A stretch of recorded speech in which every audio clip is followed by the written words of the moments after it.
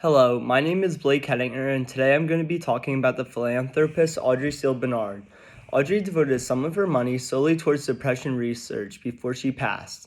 Let me start off with the definition of depression. Depression is a common and serious medical illness that affects on how you feel, the way you think, and in the way in which you act.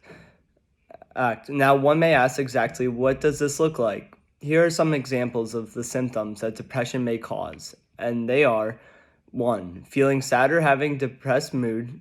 2. Loss of interest of activities that were once enjoyed. 3. Loss of energy or increased fatigue. And 4. Difficulty thinking, concentrating, or making decisions. Now, one may ask oneself, I've had these symptoms before, but I can inform you that does not necessarily mean that you have depression, because you must have these symptoms for more than 2 weeks to be considered to have major depressive disorder. Now there is a little bit of background on depression, but now let's talk about Audrey. Audrey was born on January 9th, 1922, and passed away on June 27th, 2020. She was a California native who donated $57.75 million to the University of California, Irvine. Specifically, this donation would be the funding of the Noel Dury MD Research Center at Irvine to invest in further treatments for depression.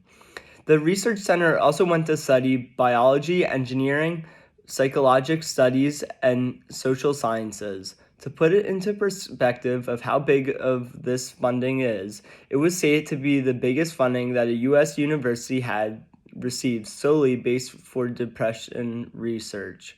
Depression is a bigger trouble that many don't realize, and we all know how big Penn State is, right? Well, now if I were to tell you that 1 in every 15 people in any given year would be dealing with depression, and 1 in 6 of their lifetime would be, according to the American Psychology Association, that would almost guarantee you that while walking to class here at Penn State, that someone would have depression. Now, in a more serious case, depression can lead to death, and Audrey was one who sought to help cure this problem.